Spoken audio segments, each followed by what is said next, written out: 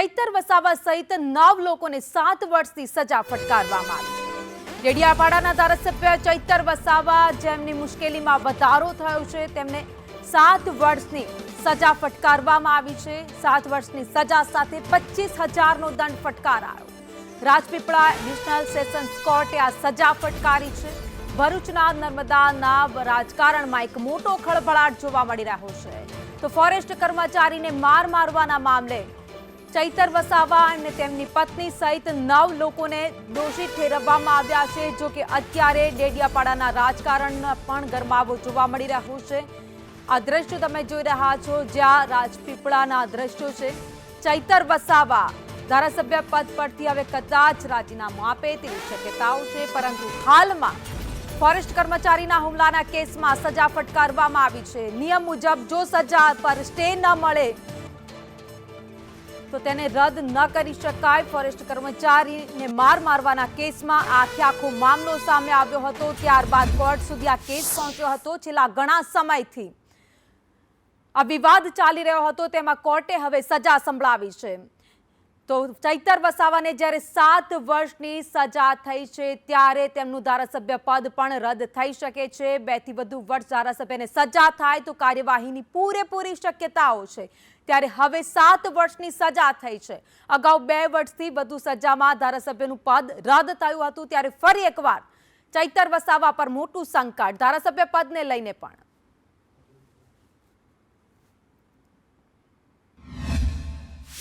અને આવો એક બનાવ હતો અને પછી બીજે દિવસે એને જે પીએસ છે એ પીએસ જે છે એમણે એને અન્ય જે ઈસમો છે એમણે 30 હજારની 60,000ની બે ઈસમોને આપવા માટેની ખંડણી માંગેલી હતી।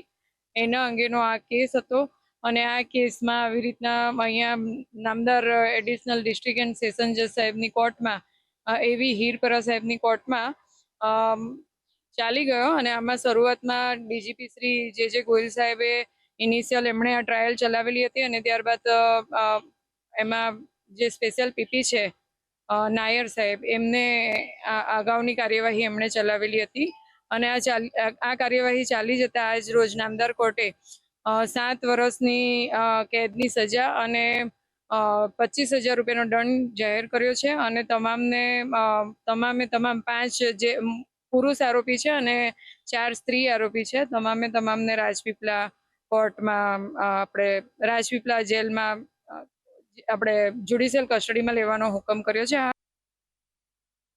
તો ચૈતર વસાવાને સજા સંભળાવવામાં આવી છે। ફોરેસ્ટ કર્મચારીને માર મારવાનો મામલો સામે આવ્યો હતો અને એ મામલો પહેલા પોલીસ ફરિયાદ થઈ, ત્યારબાદ કોર્ટ સુધી પહોંચ્યો અને આખરે રાજપીપળા સેશન્સ કોર્ટે 9 લોકોને, ચૈતર વસાવા, તેમના ધર્મપત્ની સહિત 9 લોકોને સજા સંભળાવી છે, જેમાં 7 વર્ષની સજા અને 25,000નો દંડ ફટકારવામાં આવ્યો છે। તો નિયમ મુજબ જો 2 વર્ષથી વધારે સજા થાય છે તો ધારાસભ્ય પદ પણ રદ થઈ શકે છે।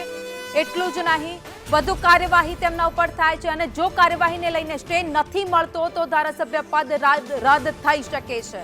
તો હાલમાં ધારાસભ્ય ચૈતર વસાવા સહિત 9 લોકોને ફોરેસ્ટ અધિકારીને માર મારવાના કેસમાં સજા સંભળાવવામાં આવી છે।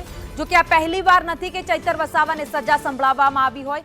અગાઉ પણ બનાવ બન્યો હતો, તેમાં કોર્ટે સજા ફટકારી હતી અને તેઓ જેલવાસ ભોગવી ચૂક્યા છે।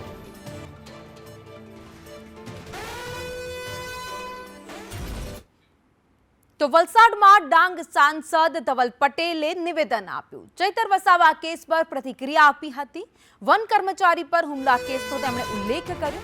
વસાવાને 7 વર્ષની સજા આપવામાં આવી। ચૈતર વસાવાએ અગાઉ પણ 19 જેટલા ગુના કર્યા છે। ધવલ પટેલનું આ નિવેદન। વસાવા અરવિંદ કેજરીવાલના નકશે કદમ પર ચાલી રહ્યા છે। 9 સાગરીતો સાથે ગુનો તે ગંભીર વાત છે। સૌને ગંભીર ગુનાની સજા મળવી જોઈએ, ધવલ પટેલે આ વાત કરી। તો કોર્ટના નિર્ણયનું અમે સન્માન કરીએ છીએ। સેશન કોર્ટે જે 2023માં ચૈતર વસાવા અને એમના 9 સાગરીતોએ જે વનકર્મી પર હુમલો કર્યો હતો એ કેસમાં સેશન કોર્ટે એમને સજા આપવામાં આવી છે અને જે પ્રાથમિક અમને જે જાણકારી મળી રહી છે એ હિસાબે એમને 7 વર્ષની આકરી સજા કરવામાં આવી છે। પણ આ ચૈતર વસાવાનો પહેલો ગુનો નથી। આના આગળ પણ એમણે 19 જેટલા ગંભીર ગુનાઓ આચરવામાં આવ્યા છે, ચાહે રાઇટિંગ હોય, મારામારી હોય, ખંડણી હોય, એક્સટોર્શન હોય કે છેડતી હોય, એવા અનેક ગુનાઓ ચૈતર વસાવે આગળ પણ એમને અંજામ આપ્યો છે। એટલે એમનું પૂરું જે કેરેક્ટર છે એ જ ગુનાહિત કૃત્ય કરવાનું કેરેક્ટર છે અને એમાં આજે સેશન કોર્ટે પૂરતા પુરાવા જોઈને, કેસનું મેરિટ જોઈને અને બધા આધારે એમને આ સજા આપવામાં આવી છે। તો રાજનીતિ આ મામલે ગરમાઈ રહી છે, પ્રતિક્રિયાઓ આવવાની શરૂઆત થઈ ગઈ છે, ત્યારે નર્મદાથી સંવાદદાતા નરેન્દ્ર પેપરવાલા મારી સાથે જોડાઈ ગયા છે। નરેન્દ્ર, ચૈતર વસાવાને 7 વર્ષની સજા ફટકારવામાં આવી છે, એટલું જ નહીં તેમનું હવે ધારાસભ્ય પદ પર છે એ પણ કદાચ રદ થઈ શકે।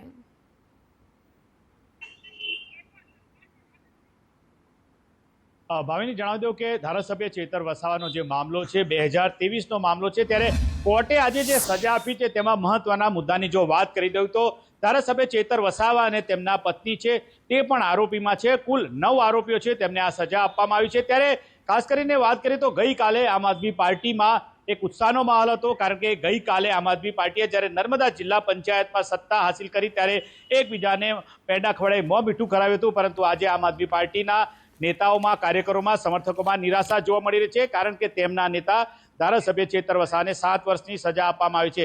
ત્યારે ચૈતર વસાવાને સજા આપતા આમ આદમી પાર્ટીને મોટું નુકસાન કહી શકાય, કારણ કે રાજકીય રીતે આમ આદમી પાર્ટી આદિવાસી વિસ્તારમાં મજબૂતાઈ રીતે આગળ વધતી હતી ધારાસભ્ય ચૈતર વસાવાના કારણે, પરંતુ તેમના નેતા હવે જેલમાં જતા આમ આદમી પાર્ટીને મોટું નુકસાન છે અને તેમના સમર્થકોને નેતાઓ કહી રહ્યા છે।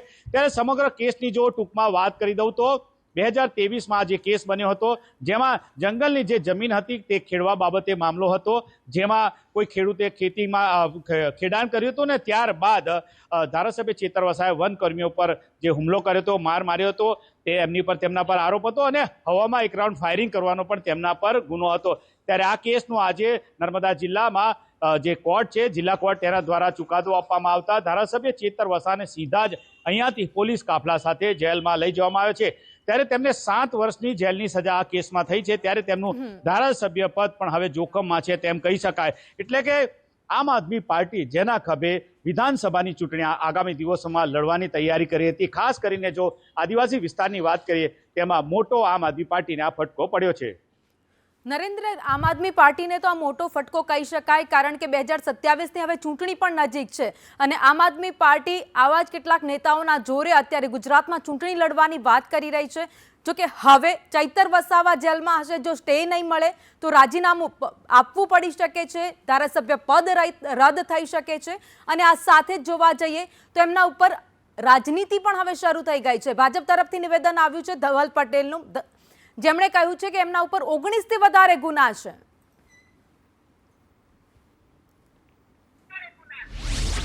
તમને ભાવિની જણાવી દઉં કે ચૈતર વસાવા સામે જ્યારે કેસ થતો હોય છે ત્યારે આ રીતે બંને તરફની રાજનીતિ થતી હોય છે, પરંતુ આપને જણાવી દઉં કે ગત વખતે જ્યારે ચૈતર વસાવા જેલમાં જ્યારે રહ્યા હતા તેમાં આમ આદમી પાર્ટીને રાજકીય રીતે ખૂબ ફાયદો થયો હતો, કારણ કે એક જાતની સિમ્પથી આદિવાસી વિસ્તારમાં મળી હતી અને આમ આદમી પાર્ટી નર્મદા જિલ્લાની બહાર આદિવાસી અન્ય ક્ષેત્રોમાં પણ પોતાની વોટ બેંક ઊભી કરી શકી હતી અને સ્થાનિક સ્વરાજની ચૂંટણીમાં પણ આમ આદમી પાર્ટીને ફાયદો થયો હતો।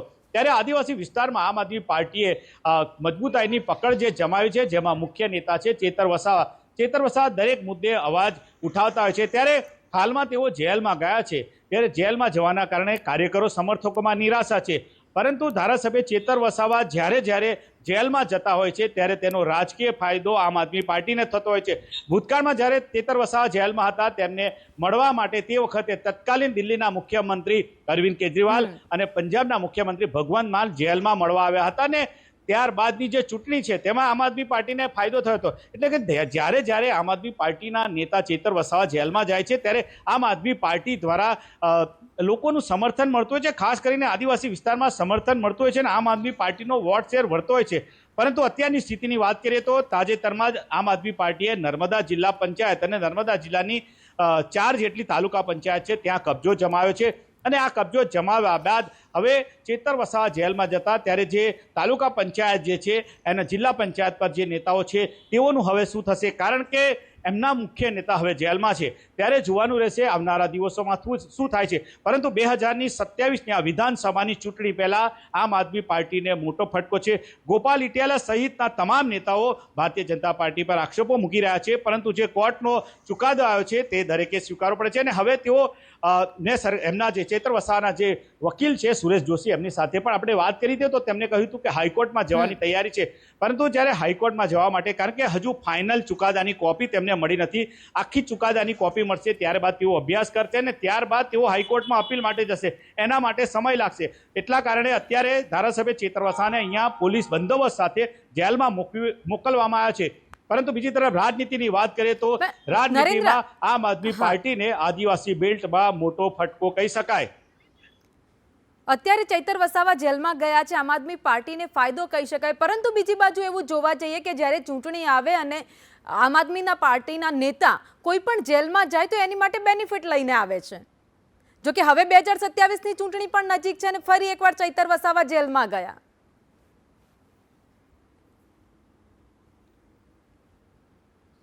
ચેતર વસાવા જ્યારે આપણી સાથે વાતચીત કરી છે ત્યારે તેઓ કહી ચૂક્યા છે કે તેઓ જેલમાં જવાથી ડરતા નથી, તેઓને જેટલા વર્ષ જેલમાં રાખશે સરકાર પરંતુ એ ભાજપમાં નહીં જાય તેવું તેઓ ભૂતકાળમાં કહેતા હતા। એટલે કે તેઓ પોતે જ એમને ખબર હતી કે તેમની પર જે કેસો થયા છે કેસોનું હિયરિંગ ચાલુ છે, એટલે કે અત્યારે જે આ કેસનો જે ચુકાદો આવ્યો છે એ ચુકાદો છે વનકર્મીઓ પર જે હુમલો કર્યો મારવાનો કેસ હતો તેમાં જે ચુકાદો આવ્યો છે, પરંતુ હજુ તેમનો જે બીજો કેસ છે એ કેસ ચાલુ છે, જે છે એટીવીટીની જે મિટિંગ હતી ડેડિયાપાડા ખાતે, જે મિટિંગ દરમિયાન તત્કાલીન તાલુકા પંચાયતના પ્રમુખ સંજય વસાવા પર કાચના ગ્લાસથી હુમલો કરવાનો જે કેસ છે એ કેસનું પણ અત્યારે કેસનું કાર્યવાહી ચાલી છે। એટલે કે ધારાસભ્ય ચેતર વસાવાને પોતાને જ ખબર હતી કે તેમના કેસના એક તરફ રાજકીય વાતચીત તો ખરી, પરંતુ બીજી તરફ તેમના જે પર જે કેસ ફરિયાદો થઈ છે એ ફરિયાદોની કાર્યવાહી ચાલુ છે। એટલે કે રાજકીય રીતે તો ચેતર વસાવા અત્યારે જ્યારે જેલમાં જાય તો આમ આદમી પાર્ટીને ફાયદો થતો હોય છે, પરંતુ આ વખતે વિધાનસભાની ચૂંટણીને 1.5 વર્ષ જેટલો સમયગાળો બાકી છે તો આમ આદમી પાર્ટીને તેનો ફાયદો થાય છે કે નહીં તે જોવાનું રહેશે। નરેન્દ્ર, આપનો આભાર જોડાવા બદલ। તો અત્યારે ચૈતર વસાવા જેમને 7 વર્ષની સજા ફટકારવામાં આવી છે, વન કર્મચારી પર હુમલો કર્યો હતો જેના સજા આ એક કેસમાં આપવામાં આવી।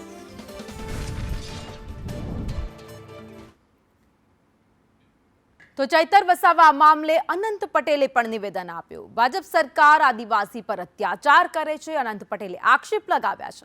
અનંત પટેલે ન્યાયપાલિકા ઉપર પણ શંકા વ્યક્ત કરી છે। અમારા પર પણ કેસ થયા છે, સજા થાય તો નવાઈ નહીં। મનસુખ દર્શના પણ કોઈ ગુનામાં ભેરવાઈ જાય તો શંકા નથી તેવા આક્ષેપ તેમણે કર્યા છે। તો ચૈતર સાથે આદિવાસી સમાજ અને અમે સાથે રહીશું, અનંત પટેલનું આ નિવેદન।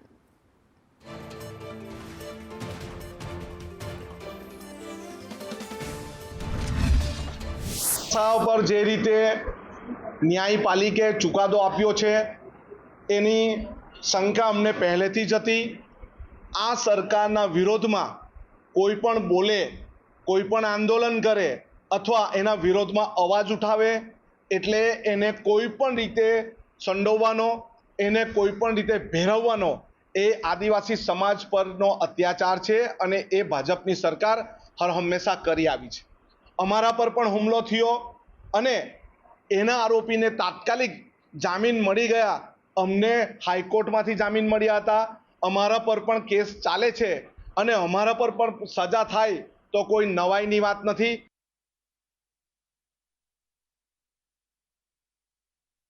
તો વલસાડ ડાંગ સાંસદ ધવલ પટેલે નિવેદન આપ્યું। ચૈતર વસાવા કેસ પર પ્રતિક્રિયા આપતા તેમણે કહ્યું કે વન કર્મચારી પર હુમલાનો ઉલ્લેખ કર્યો હતો અને વસાવાને 7 વર્ષની સજા આપવામાં આવી।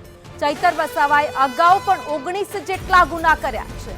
વસાવા અરવિંદ કેજરીવાલના નકશે કદમ પર ચાલી રહ્યા છે। 9 સાગરીતો સાથે ગુના કર્યા છે તે ગંભીર વાત છે। સૌને ગંભીર ગુનાની સજા મળવી જોઈએ। ચૈતરને પણ એ જ થયું છે। કોર્ટના નિર્ણયનું અમે સન્માન કરીએ છીએ। સેશન કોર્ટે જે 2023માં ચૈતર વસાવા અને એમના 9 સાગરીતોએ જે વનકર્મી પર હુમલો કર્યો હતો એ કેસમાં સેશન કોર્ટે એમને સજા આપવામાં આવી છે અને જે પ્રાથમિક અમને જે જાણકારી મળી રહી છે એ હિસાબે એમને 7 વર્ષની આકરી સજા કરવામાં આવી છે। પણ આ ચૈતર વસાવાનો પહેલો ગુનો નથી, આના આગળ પણ એમણે 19 જેટલા ગંભીર ગુનાઓ આચરવામાં આવ્યા છે, ચાહે રાઇટિંગ હોય, મારામારી હોય, ખંડણી હોય, એક્સટોર્શન હોય કે છેડતી હોય, એવા અનેક ગુનાઓ ચૈતર વસાવે આગળ પણ એમને અંજામ આપ્યો છે। એટલે એમનું પૂરું જે કેરેક્ટર છે એ જ ગુનાહિત કૃત્ય કરવાનું કેરેક્ટર છે અને એમાં આજે સેશન કોર્ટે પૂરતા પુરાવા જોઈને, કેસનું મેરિટ જોઈને અને બધા આધારે એમને આ સજા આપવામાં આવી છે।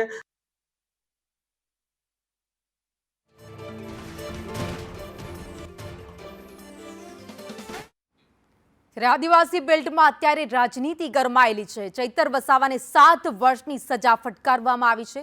ચૈતર વસાવાને તેમના પત્ની સહિત 9 લોકો છે જેમને સજા ફટકારાઈ છે। ત્યારે હવે આગળ શું થશે તેના ઉપર સવાલ છે।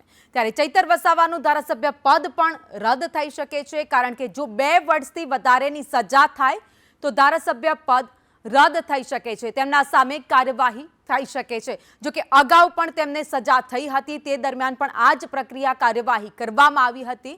અગાઉ 2 વર્ષથી વધુ સજામાં ધારાસભ્ય પદ રદ થયું હતું, એ જ કાર્યવાહી ફરી એકવાર ચૈતર વસાવા પર થઈ શકે છે।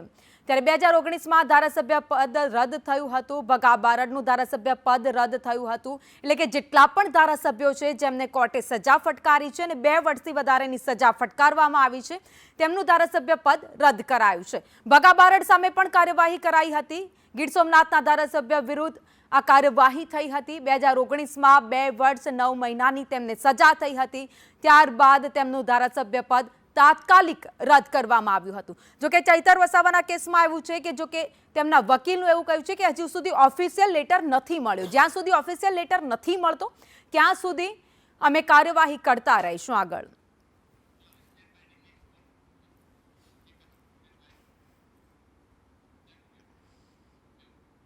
તો રાજ્યમાં કેટલાક વિસ્તારોમાં વરસાદ તો આવી ગયો છે, પરંતુ ચોમાસું વિધિવત રીતે ક્યારે આવશે તેની રાહ જોવાઈ રહી છે।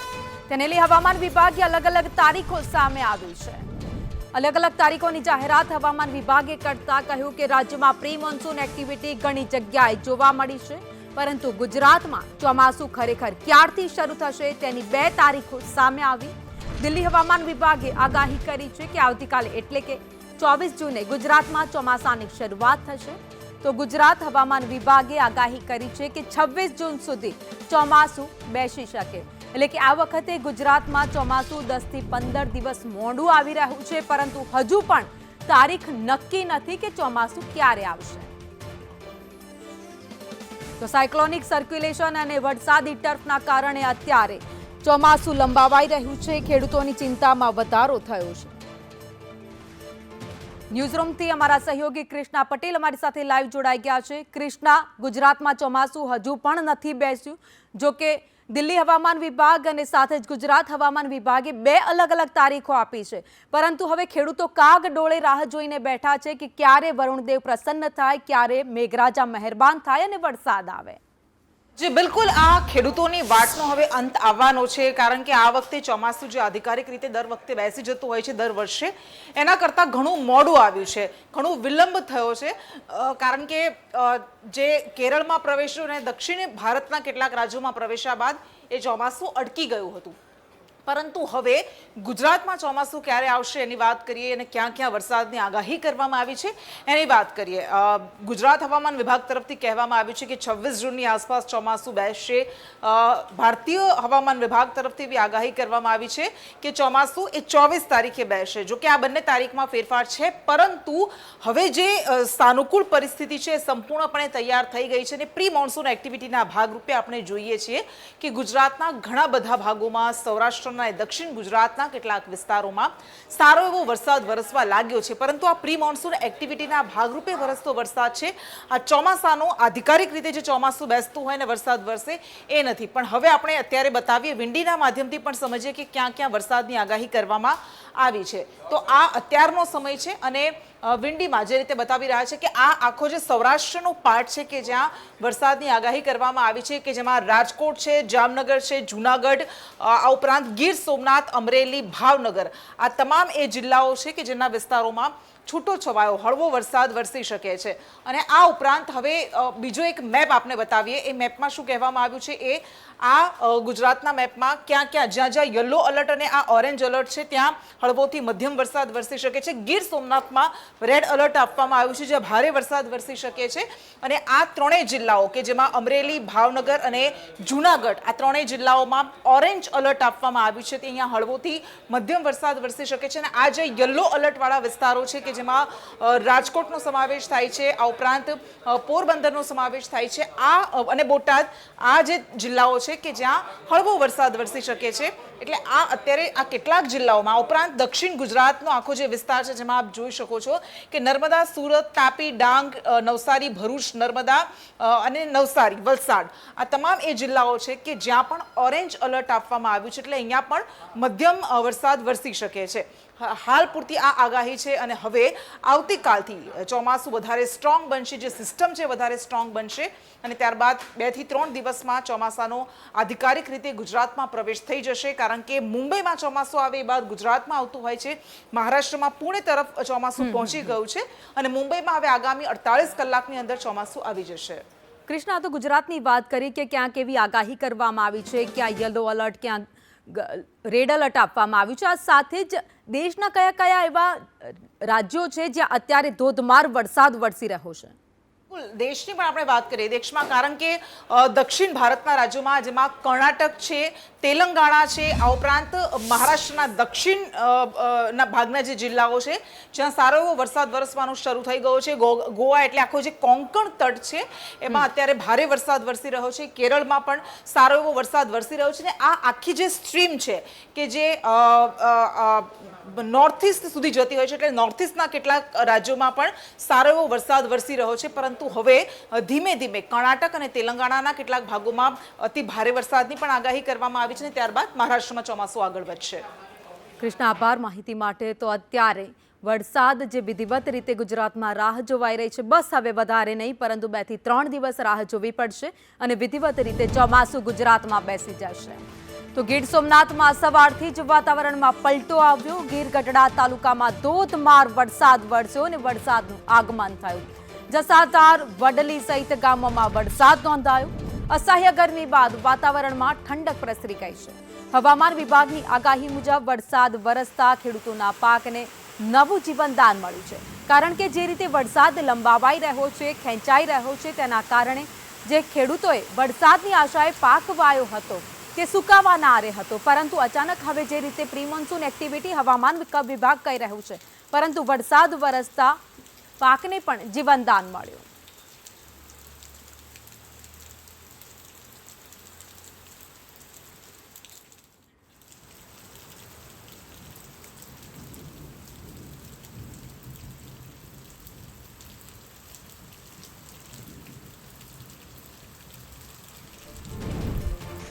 બીજી બાજુ ગીર ગઢડા ગોકડવા ગામે વરસાદની શરૂઆત થઈ. ગોકડવા, સામેતર, બેડિયા, મોતીસરમાં વરસાદી ઝાપટા પડ્યા હતા.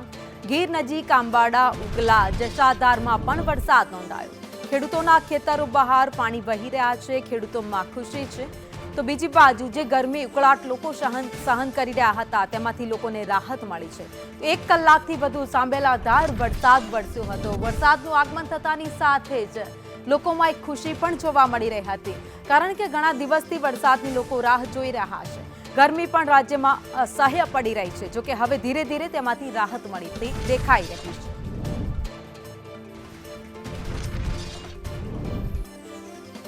સુરત શહેરમાં પણ બીજા દિવસે વરસાદ વરસ્યો. શહેરના અલગ અલગ વિસ્તારોમાં વરસાદી માહોલ નોંધાયો. સુરતના નાસિરનગરમાં ભારે પવન સાથે વરસાદની શરૂઆત થઈ હતી. વરસાદને કારણે લોકોને ગરમીથી રાહત મળી છે. બીજી બાજુ વાવણી લાયક વરસાદથી ખેડૂતોમાં પણ ખુશી જોવા મળી. તો છેલ્લા 2 દિવસથી દક્ષિણના કેટલાક વિસ્તારોમાં વરસાદ વરસી રહ્યો છે. ક્યાંક છૂટો છવાયો, ક્યાંક ધોધમાર વરસાદ નોંધાયો. વરસાદની શરૂઆત થતાની સાથે જ વાતાવરણમાં પલટો આવ્યો છે. પવન ફૂંકાઈ રહ્યા છે. ઠંડો પવન ફૂંકાવાને કારણે ગરમીમાંથી તો રાહત છે, પરંતુ સૌથી વધારે ખુશી હોય તો એ ખેડૂતોને છે.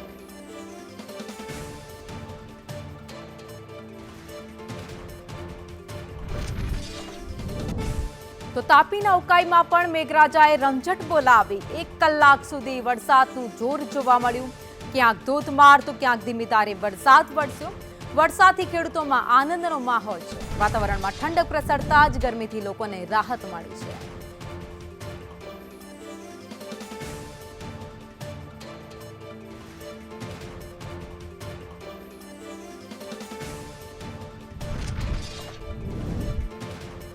તો વિધિવત રીતે હજુ ચોમાસું તો બેઠું નથી, પરંતુ પ્રી મોન્સૂન એક્ટિવિટી અત્યારે ચાલી રહી છે, જેના ભાગરૂપે રાજ્યના કેટલાક વિસ્તારોમાં વરસાદ વરસી રહ્યો છે. જેટલા પણ સૌરાષ્ટ્રના કેટલાક વિસ્તારો છે, દરિયાકાંઠાના જ્યાં વરસાદ નોંધાયો છે, જૂનાગઢ, ગીર સોમનાથ, દ્વારકા સહિત આસપાસના વિસ્તારો છે, ત્યાં વરસાદ વરસી રહ્યો છે. તો આ સાથે દક્ષિણના પટ્ટામાં પણ મેઘરાજાનું અત્યારે આગમન થઈ ગયું છે. જો કે 2 થી 3 દિવસમાં જ વિધિવત રીતે નૈઋત્યનું ચોમાસું એ ગુજરાતમાં પ્રવેશ કરી જશે, કારણ કે મુંબઈ, મહારાષ્ટ્રમાં ધોધમાર વરસાદની શરૂઆત થઈ ગઈ છે.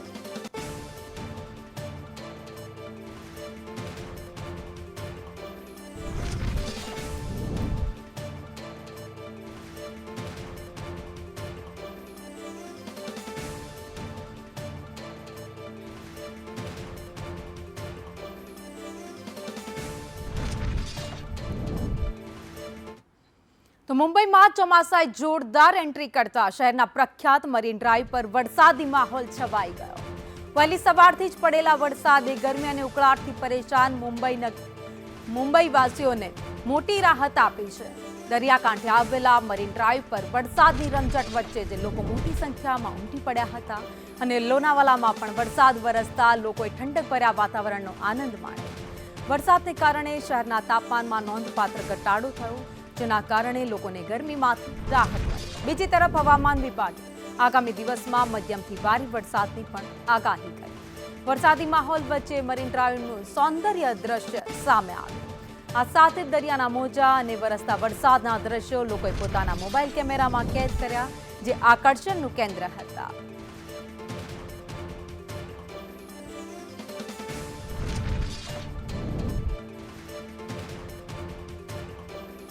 તો ગુજરાતના 9 જિલ્લામાં વરસાદનું રેડ એલર્ટ આપવામાં આવ્યું છે. આગામી 2 થી 3 કલાક માટે ભારે વરસાદ પડી શકે. 5 થી 15 મિલીમીટર પ્રતિ કલાક વરસાદની શક્યતાઓ વ્યક્ત કરવામાં આવી છે. જ્યારે 40 થી 60 કિલોમીટર પ્રતિ કલાકની ઝડપે પવન ફૂંકાય તેવી શક્યતાઓ છે. સુરત, વલસાડ અને નવસારીમાં એલર્ટ આપવામાં આવ્યું. જ્યારે સૌરાષ્ટ્રની વાત કરીએ તો અમરેલી, ભાવનગરમાં પણ આગાહી કરવામાં આવી. આ સાથે દાદરાનગર હવેલી, દમણ અને ડાંગમાં પણ એલર્ટ આપવામાં આવ્યું.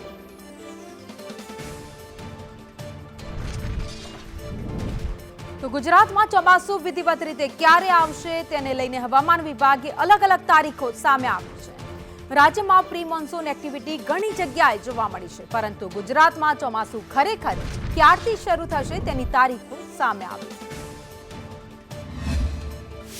आज अगर जो गुजरात में आप लोग बारिश की वार्निंग दी गई है, तो क्या वो प्री मानसून कहा जाएगा या मानसून ही माने? देखिए वो तो हम वेरीफाई करेंगे. प्रोबेबली अब मानसून जहाँ है तो that we will tell tomorrow. आपको वो बताएंगे जैसे हम मानसून कवर करते हैं. हाँ, अभी ये है कि जो वेस्टर्ली फ्लो है, मानसूनन फ्लो है, वो अभी हो चुका है और थोड़ा स्ट्रॉन्ग है, सिग्निफिकेंट है, जिसके कारण जो हवाओं की गति है काफ़ी अच्छी खासी है वेस्ट कोस्ट में, जिसके लिए मैंने अभी बताया कि हमने एक्सट्रीमली हैवी 20 सेंटीमीटर ज्यादा रेनफॉल का भी अनुमान लगाया. वो आधिकारिक तौर पे हम ये माने कि कल तक मानसून अगर इसी तरह से रहा तो कल तक मानसून कल तक आने का पॉसिबिलिटी बहुत ज्यादा. अगले 2-3 दिनों में मानसून अरब सागर के उत्तर अरब सागर और गुजरात के कुछ हिस्सों, महाराष्ट्र और छत्तीसगढ़ के कुछ हिस्सों तथा मध्य प्रदेश के कुछ हिस्सों में आगे बढ़ने के लिए स्थितियां अनुकूल है. उसके आगे 3-4 दिनों में झारखंड और बिहार के बाकी हिस्सों तथा उत्तर प्रदेश के कुछ हिस्सों में आगे बढ़ने का स्थितियां अनुकूल बनी हुई है. सर, मॉनसून डिले होने की क्या वजह रही? अभी बहुत ज्यादा लेट. अभी देखिए जो प्रॉपर विंड पैटर्न बन नहीं रहा था, अभी जो स्थितियां अनुकूल बनी हुई है, अगले 2-3 दिन में गुजरात में जो दक्षिण गुजरात की जिला है उसमें ऑनसेट होने का संभावना बताया गया है. તો ચોમાસું ગુજરાતની બોર્ડર સુધી પહોંચશે. આજે મોડી રાત્રે વરસાદના પ્રવેશની શક્યતાઓ વ્યક્ત કરાઈ. હવામાન વિભાગ દ્વારા આવતીકાલે સત્તાવાર જાહેરાત કરાશે. દક્ષિણ ગુજરાત અને સૌરાષ્ટ્રમાં વરસાદની આગાહી કરવામાં આવી છે. જોકે સૌરાષ્ટ્ર અને દક્ષિણ ગુજરાતના કેટલાક વિસ્તારો છે જ્યાં રેડ એલર્ટ પણ જારી કરવામાં આવ્યું છે. આગામી 2 થી 3 દિવસમાં વાવણી લાયક વરસાદ થઈ શકે. 8 જૂનથી સતત આપણે મહારાષ્ટ્રના દક્ષિણ ભાગો કવર કરીને એક જગ્યાએ સ્થિર થઈ ગયું હતું. મોન્સૂન બ્રેકની કન્ડિશન સર્જાઈ હતી. અરબ સાગર અને બંગાળની ખાડીની અંદર કોઈ સિસ્ટમ ન હોવાને કારણે ચોમાસું છે એ લગભગ 15 થી 17 દિવસ સુધી એક જ જગ્યાએ સ્થિર રહ્યું હતું. જોકે આ ચોમાસું છે એ ગઈકાલે 22 તારીખથી ધીમે ધીમે આગળ વધવાનું ચાલુ થયું છે. આમ જોવા જઈએ તો અત્યારે અરબ સાગરની અંદર પણ સારો એવો કરંટ છે અને અત્યારે ચોમાસું છે આગળ વધી રહ્યું છે. ખાસ કરીને 22 તારીખે પણ ચોમાસું આગળ વધ્યું. આજે 23 જૂન 2026 ના રોજ પણ ચોમાસું આગળ વધ્યું. મુંબઈથી ચોમાસું છે આગળ વધીને ગુજરાતની નજીક પહોંચી ગયું છે. એટલે કે એકદમ ગુજરાતની બોર્ડર સુધી આ ચોમાસું પહોંચી ગયું છે. આજે મોડી રાત્રે ગમે ત્યારે ચોમાસાનો પ્રવેશ છે ગુજરાતની અંદર થઈ શકે છે. અને આવતીકાલે આઈએમડી એટલે કે ઇન્ડિયન મિટીઓરોલોજી ડિપાર્ટમેન્ટ છે, જેને આપણે હવામાન વિભાગ કહીએ છીએ, એમના દ્વારા આવતીકાલે ગુજરાતમાં ચોમાસાના શ્રી ગણેશ થયા આવી જાહેરાત પણ થઈ શકે છે. વોરૂમમાં આગળ વાત કરીએ. સુરેન્દ્રનગરમાં અગરિયાઓએ વિરોધ પ્રદર્શન કર્યું છે. ખારાગોડા વિસ્તારના અગરિયાઓમાં આક્રોશ જોવા મળ્યો. 5000 એકર જમીન ખાનગી કંપનીને આપી દેવાઈ હોવાનો આક્ષેપ કરવામાં આવ્યો. ખાનગી કંપનીને જમીન આપતા ભારે રોષ ફેલાયો. માંગણી નહીં સંતોષાય તો ઉગ્ર રજૂઆત અને આંદોલન કરવાની ચીમકી ઉચ્ચારી છે. નૌશાદ સોલંકી સહિતના આગેવાનો પણ જોડાયા હતા. 5 વર્ષ માટે જમીન ખાનગી કંપનીને અપાઈ હતી. અગરિયાઓને 300 કરોડથી વધુનું નુકસાન થયું હોવાના આક્ષેપ કરવામાં આવ્યા છે. તો પ્રજ્ઞાનાબ બ્રોકેમ એલએલપીને આ જમીન ફાળવવામાં આવશે. ખારાગોડા મીઠું પકવતા કેન્દ્રો પૈકી એક ઘુડખડ સલામતી સામે પર પણ સવાલ ઉભા થયા છે. પહેલા તો આપની માંગણી શું છે, રજૂઆત તમે શું કરવા આવ્યા છો? રજૂઆત તો બેન એમ છે કે આગરિયાઓની માંગ છે એ સાચી છે, બરોબર. કારણ કે હવે એમને આ જમીન અટવી જાય એટલે જમીનમાં અટવી જવાનું થાય, એટલે પછી આગરિયાઓને જવાનું ક્યાં? હા, પછી પેટનું શું વાયેલી પેઢીથી છેટ આદિ અનાદિથી આ શરૂઆતથી તાની એક ધારી ચાલુ જ છે, બરોબર. ચાલુ છે ત્યાંથી અમે અત્યારે આવો પ્રોબ્લેમ બને તો અમે આગરિયાઓને જવું ત્યાં. 3 મુખ્ય સમસ્યાઓ પર આપનું ધ્યાન દોરવા માંગુ છું. નંબર 1 કે જે સદીઓથી જે આ કચ્છના નાના રણની અંદર અગરિયાઓ પોતાની રોજીરોટી કમાય છે, જે મીઠું પકવે છે, એના પેટ ઉપર લાત મારવાનું જે કામ થયું છે એની સામે અમારું આંદોલન છે. નંબર 2, તમે જે કંપનીને સોંપવામાં આવ્યું છે એના કારણે જે લોકો પાળા બનાવી અને આખા રણને જે કોર્ડન કરી રહ્યા છે એના કારણે રણની અંદર જતા અગરિયાઓ અટકી જશે, ત્યાં મીઠું પકવતા અગરિયાઓને તકલીફ પડશે ને સાથે સાથે પાણી જે બેક મારે, કુદરતી પાણીના વહેણો જે રોકાઈ જવાના એના કારણે ખૂબ મોટા વિસ્તારના પાટડી, ખારાગોડા, સાવડા, ઓડુ, મીઠાગોડા આ બધાની ખેતીની જમીન, ફળદ્રુપ જમીન પણ ખતમ થઈ જવાની આ મુદ્દો છે. સાથે સાથે બહુ મોટો ભ્રષ્ટાચારનો પણ મુદ્દો છે કે એક એવી કંપનીને જે આ કામ સોંપી દેવામાં આવ્યું છે, જે હજી માત્ર 2 વર્ષ પહેલા જે કંપની ચાલુ થઈ છે, જેણે 1 રૂપિયાનો ધંધો કર્યો નથી, 1 રૂપિયાનો જેને અનુભવ નથી, માત્ર 10 લાખ રૂપિયાનું શેર મૂડી રોકાણ 2 વર્ષ પહેલા ઊભું કરી અને એણે જે આ કંપની આપી દીધી છે, દર વર્ષે 500 કરોડ રૂપિયાનો બિઝનેસ કરવાના અને એમ કરીને 5 વર્ષમાં 1500 કરોડ રૂપિયા કમાવા માટે સાવ મામૂલી કોડીના ભાવે આ સમગ્ર જમીન જે આપી દેવામાં આવી છે, એની અંદર જે મોટો પ્રશ્ન છે કે આ લોકો વાઇલ્ડ લાઈફ એક્ટનું ઉલ્લંઘન છે. જ્યારે વાત અગરિયાની થતી હોય છે ત્યારે અગરિયાઓ પાસેથી જાણવું પણ એટલું જ જરૂરી બની ચૂક્યું છે, કારણ કે આ જમીન એ વર્ષોથી તેઓ ખેડી રહ્યા છે, પોતાનું ગુજરાન ચલાવી રહ્યા છે, રોજીરોટી મેળવી રહ્યા છે. એમની સમસ્યાઓ શું છે અને એમની સરકાર પાસે શું માંગ છે, સીધી વાત એમની સાથે કરવી છે. આપનું નામ શું છે અને કઈ પ્રકારની મુશ્કેલી આપ અત્યારે વેઠી રહ્યા છો? મારું નામ છે નારાયણભાઈ સોમાભાઈ પાડલિયા. ખારાગોડા જૂના ગામનો રહેવાસી છું અને મીઠું પકાવતો એક અગરિયો પણ છું. બેન, આ જે કંપનીએ 5000 એકર જમીન અત્યારે બીજી પ્રાઇવેટ કંપનીને આપી અને અમારા લગભગ 40 થી 50 પરિવારો એની અંદર રોજીરોટી કમાઈ રહ્યા છે. એ પાળો નાખ્યો એટલે એ તમામ જે અમારા 50 પરિવાર છે ને એને તો હાલની અંદર આ સાલની અંદર મૂકવાનો વારો આવી જશે. તો એ બીજા મજૂરી બહાર જઈને ક્યાં કરશે? અને બીજી એક રણ જે રહ્યું ને કચ્છનું નાનું રણ બેન, એ અમારે એક રોટલો જ છે. અગરિયાઓ મીઠું પકવે તો જ આ લગભગ રણકાંઠાના ઘણા ગામ છે 108 સરકારે તો ગણતરીમાં આપ્યા છે, પણ અમારું મેન જે ખારા ગોઠારીઓને આજે કંપની જ્યારે બંધાણીને તો આજે 112 વર્ષ બેન એ કંપનીને થઈ ગયા. અમારા 4 પેઢીના પરિવારો 112 વર્ષથી આ કંપનીની અંદર મીઠું પાડી રહ્યા છે, અને કંપનીની અત્યારે નફો કંપનીનો કોઈ પ્રોડક્ટ છે નહીં. કંપની પહેલાં મીઠું પાડતી હતી, રાખતી હતી, ખેંચતી હતી, ખારાગોટા લાવતી હતી, લોડ કરતી હતી, વેચતી હતી, રેલવેમાં લોડિંગ પણ કરતી હતી. પછી કંપની હિન્દુસ્તાન બ્રોમિન બનાવતી હતી, એથી કંપનીને બેનિફિટ મળતું હતું, અગરિયાને બેનિફિટ મળતું હતું. અત્યારે હાલ બેન હિન્દુસ્તાન કંપનીને કોઈ 1 રૂપિયાનો પ્રોડક્ટ મીઠામાં એને કર્યો નથી. ઓકે, આપણી સાથે બીજા પણ છે અગરિયા, એમની સાથે બી વાત કરીશું. તમને શું સમસ્યા છે? તમારું નામ કહેજો. મારું નામ વિનુગામા હસુભાઈ કરશનભાઈ, હું હિંમતપુરા મંડળીનો ચેરમેન હું. જો આ સરકાર અમારી 100 એકર જમીન અમે વર્ષોથી, આ જો મારી પાસે આખી ફાઇલ છે, અને એની અંદર જેની સેન્ટ્રલ ગવર્મેન્ટે હુકમ કર્યો 1973માં એમને જાહેરનામું બહાર પાડ્યું. એ પહેલાં અમે પાટા કરતા હતા. 1951ની સાલમાં અમારે સરકાર માન્ય જોર નવસાદભાઈ 1951ની સાલમાં અમારી મંડળીના તમામ કાગળિયા છે, અમારી મહેસૂલ બંધ કરી દીધી છે. અને આગળ વાત કરીએ મોરબીના જેતપરમાં ખેડૂત આંદોલનનો આજે 6થો દિવસ છે. 6 દિવસથી ખેડૂતો આમરણાંત ઉપવાસ પર છે. ઉપવાસ પર બેઠેલા 3 લોકોની તબિયત લથડતા તાત્કાલિક હોસ્પિટલ ખસેડાયા. જેતપરનું ખેડૂત આંદોલન હવે દિવસે ને દિવસે ઉગ્ર બનતું જઈ રહ્યું છે, રાજ્યવ્યાપી બનતું જઈ રહ્યું છે. ગામે ગામથી આંદોલનને અત્યારે જન સમર્થન મળી રહ્યું છે. વિવિધ ગામના સરપંચોએ લેખિતમાં સમર્થન આપ્યું.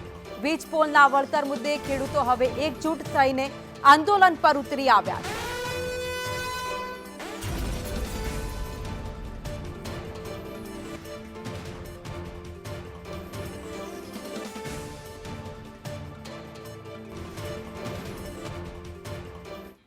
તો મોરબીના જેતપર ખાતે ખેડૂતો દ્વારા ચાલી રહેલા ઉપવાસ છાવણીમાં જિલ્લા તંત્ર પહોંચી ગયું છે.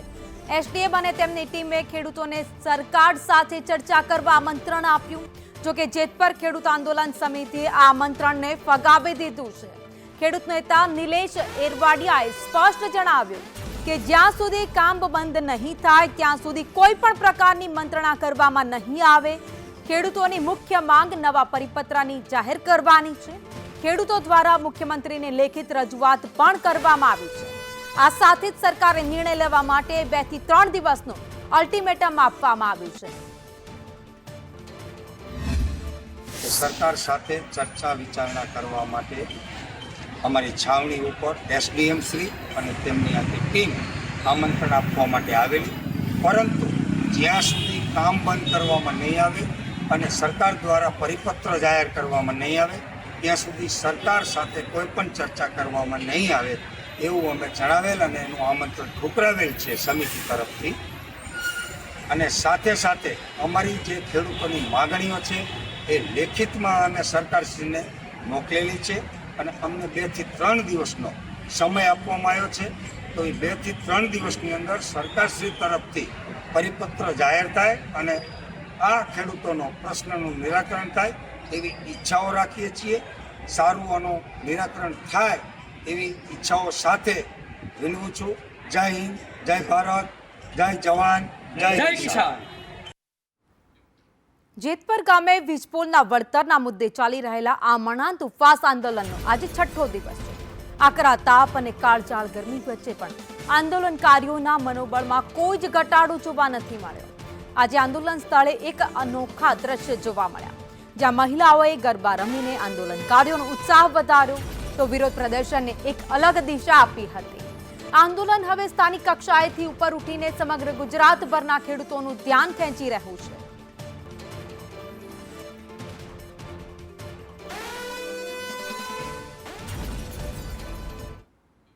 તો રાજ્યભરમાં હવે ખેડૂત આંદોલન દિવસે ને દિવસે ઉગ્ર બનતું જઈ રહ્યું છે. ત્યારે મારા સંવાદદાતા જગદીશ પરમાર અમારી સાથે જોડાઈ ગયા છે. જગદીશ, એક તરફ તંત્ર પહોંચે છે ખેડૂતો પાસે અને વાત કરે છે, સમેટી લેવાની વાત કરવામાં આવે છે, સમજાવટ કરવાની વાત કરવામાં આવે છે, પરંતુ ખેડૂતો એટલા અડગ અને એકજૂટ છે કે માનવા માટે તૈયાર નથી. તેમનું એવું કહેવું છે કે જ્યાં સુધી કામ બંધ નહીં થાય ત્યાં સુધી આંદોલન અને આમરણા તુફાસ ચાલુ રહેશે.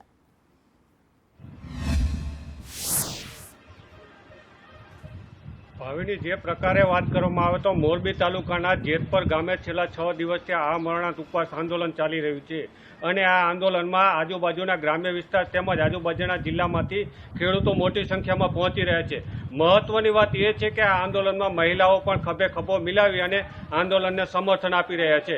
વીજ પોલનું વળતર જે છે તે ઘણા લાંબા સમયથી આંદોલન ચાલી રહ્યું છે અને આ આંદોલનને લઈ અને મહિલાઓએ આજે આનંદના ગરબા સ્વરૂપે ત્યાં પહોંચ્યા હતા અને આનંદનો ગરબો રમી અને ખેડૂતોનું સમર્થન જાહેર કર્યું હતું. સાથે જ વાત કરીએ તો આવતીકાલે જે રક્તદાન કરવાનું એક મહા આયોજન કરવામાં આવ્યું છે ને વિશ્વમાં સૌથી મોટો રેકોર્ડ સર્જાય તે પ્રકારનું આયોજન કરવામાં આવી રહ્યું છે. સાથે જ વાત કરીએ તો રાજ્યનું એક પ્રતિનિધિ મંડળ પણ ઉપવાસ છાવણીએ પહોંચ્યું હતું અને ઉપવાસ છાવણીમાં તેમની માંગોને લઈ અને તેઓની માંગો રજૂ કરવામાં આવી હતી, પરંતુ ખેડૂતોએ તેઓની માંગ ઠુકરાવી હતી અને તેને લઈ હવે આખો રાજકીય માહોલ ગરમાયો છે. કારણ કે બિન રાજકીય જે આંદોલન છે તે ક્યાંક ને ક્યાંક હવે ખેડૂતો આક્રમક જોવા મળી રહ્યા છે અને આગામી દિવસોમાં આંદોલન રાજ્યવ્યાપી બને અને નવું કંઈક સર્જાય તો નવાય નહીં.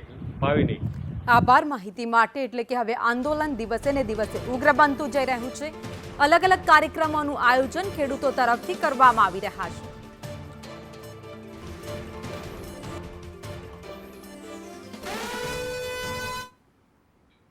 અને મહત્વના સમાચાર, આરોગ્ય કર્મચારીઓનું સરકારને એક મોટું અલ્ટિમેટમ છે. 30 જૂન સુધીમાં માંગણીઓ સંતોષવા માટે માંગ કરવામાં આવી અને ઉકેલ નહીં આવે તો આંદોલનની ચેતવણી આપવામાં આવી. 6 વર્ષથી પડતર માંગણીઓનો ઉકેલ આજ દિન સુધી નથી આવ્યો. વર્ષ 2025માં સરકારે વચનભંગ કર્યાનો પણ આક્ષેપ કરવામાં આવ્યો. માસિક જે પ્રવાસન ભથ્થું હોય અમારે સર્વેલન્સ ભથ્થું અને જે 130 દિનનો કોરોના વોરિયર્સની રજાનો જે પગાર હતો તે સરકારે આપ્યો, સરકારશ્રીનો આભાર. અને એમાંથી એક મુદ્દો હતો અમારો ટેકનિકલ કેડરમાં સમાવેશ અને તેની કમિટી બનાવવી. એ કમિટી પણ બની ગઈ. 13/3/2024ના રોજ કમિટીએ અહેવાલ પણ રજૂ કરી દીધો સરકારમાં, આરોગ્ય વિભાગમાં. એ બાબતે અમારે 2025માં અમે ફરી હડતાલ કરી અને 1/4/2025માં સમાધાન થયું. માનની ઋષિકેશભાઈ પટેલ સાહેબ આરોગ્ય મંત્રી હતા, જેના સાનિધ્યમાં અમારી ખાતાકીય પરીક્ષા જે સરકારશ્રીના નિયમ મુજબ અમારે આપવાની થઈ એ અમે સહમત થયા, અમારું મહાસંઘ, અને અમે એગ્રી થયા. પણ એને પણ આજે 1.5 વર્ષ થઈ ગયું. સરકારે વચન આપ્યું પણ તાત્કાલિક કોઈ જીઆર ઠરાવ કર્યો નહીં. તો હવે આરોગ્ય કર્મચારી છે જે નારાજ થયા છે સરકાર પાસે માંગ પૂરી કરવા માટે, હવે આંદોલનની ચીમકી ઉચ્ચારવાના મૂડમાં છે. ત્યારે ગાંધીનગરથી સંવાદદાતા નિર્મલ દવે અમારી સાથે જોડાઈ ગયા છે. નિર્મલ, એક પછી એક પડકાર સરકાર સામે આવી રહ્યા છે. એક તરફ જગતનો તાત છે, એ ખેડૂતોથી નારાજ છે, વળતરની માંગ કરી રહ્યો છે. બીજી બાજુ હવે આરોગ્ય કર્મચારીઓ છે એ આંદોલન અને અલ્ટિમેટમની ચીમકી ઉચ્ચારી રહ્યા છે.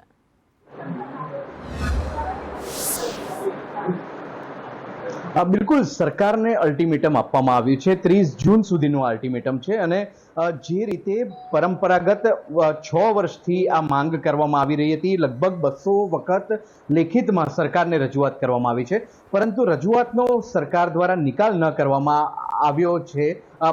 માફ કરશો, રજૂઆતનો નિકાલ કરવામાં નથી આવ્યો અને આ જ કારણોસર હવે આરોગ્ય મહાસંઘ રોષે ભરાયું છે. આર પાર લડી લેવાની મૂડમાં છે અને તેમના દ્વારા 30 જૂન સુધીનું અલ્ટિમેટમ આપવામાં આવ્યું છે. મૂળભૂત રીતે જીઆર બહાર નથી પાડવામાં આવ્યો, ઠરાવ બહાર નથી પાડવામાં આવ્યો અને આ જ કારણોસર રોષે ભરાયા છે આરોગ્ય કર્મચારીઓ.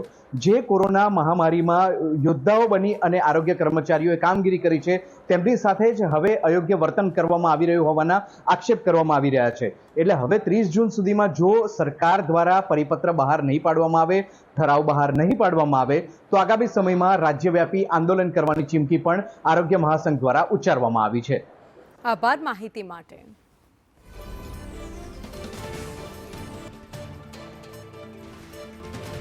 અને મહત્વના સમાચાર, પાટીદાર આંદોલન કેસ પરત ખેંચવાના મામલે પાટીદાર નેતા દિનેશ બાંભણિયાએ નિવેદન આપ્યું. સુરતના 26થી વધુ કેસ પરત ખેંચવાના બાકી છે. સુરતમાં 24 કેસ પરત ખેંચવાના હજુ બાકી છે. ગુજરાતમાં 90 કેસ પરત ખેંચવાના બાકી હોવાની વાત કરી. કેસ પરત ખેંચવા સરકારે બાંહેધરી આપી હતી, તેમ છતાં પણ હજુ કેટલાય એવા કેસ છે જે પરત ખેંચાયા નથી. દ્વારા પાટીદાર અનામત આંદોલનની માંગણી સ્વીકારવાના પછી તમામ પોલીસ કેસો ખેંચવા માટેની પણ સરકારે બાંહેધરી આપી હતી. એ પ્રક્રિયાના ભાગરૂપે સુરતમાં 26 જેટલા કેસો પેન્ડિંગ હતા. એમાંથી ગઈકાલે એક કેસનું સમાપન થયું છે. એમાં આરોપી તરીકે હાર્દિક પટેલ, અલ્પેશ કથિરિયા સહિતના યુવાનો હતા. અને જે રાજ્યની અંદર સંપૂર્ણ હજી 90 જેટલા કેસોના જજમેન્ટો અથવા નિર્ણયો બાકી છે, પરંતુ સરકાર દ્વારા એ તમામ કેસો ખેંચવા માટેની પ્રક્રિયા ચાલી રહી છે. તો આ ભાગરૂપે સુરતની અંદર આ ગઈકાલે એક કેસમાં જજમેન્ટ આવ્યો છે. કુલ કેટલા કેસો સુરતના પાટીદાર આંદોલન દરમિયાન જે રસ્તા રોકોનો જે કેસ હતો એ પરત ખેંચવામાં આવ્યો છે. અને ગુજરાતમાં 90 જેટલા કેસો પરત ખેંચવાના હજુ પેન્ડિંગ બાકી છે.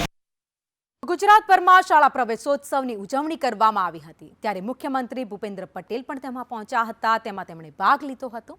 મહેસાણાના વડનગરમાં બાળકોને શાળા પ્રવેશોત્સવ કરાવ્યો. તો ગાંધીનગરના અડાલજની શાળામાં ડેપ્યુટી સીએમ હર્ષ સંઘવી ઉપસ્થિત રહ્યા હતા. ગુજરાત પ્રદેશ ભાજપ પ્રમુખ જગદીશ વિશ્વકર્માએ ડેડિયાપાડાની રૂપલ વિરલ વિદ્યા મંદિરમાં બાળકોને શાળામાં પ્રવેશ અપાવ્યો. જ્યારે જામનગરમાં ત્રિદિવસીય શાળા પ્રવેશના મહોત્સવનું આયોજન કરાયું, જેમાં આરોગ્ય મંત્રી પ્રફુલ્લ પાનસેરિયા ઉપસ્થિત રહ્યા હતા. ત્યારે બોટાદના જમરાળા ગામની સૂર્યોદય વિદ્યાલય પ્રાથમિક શાળામાં સાંસદ દેવરાજસિંહ ઝાલાએ બાળકોને શાળામાં પ્રવેશ અપાવ્યો હતો.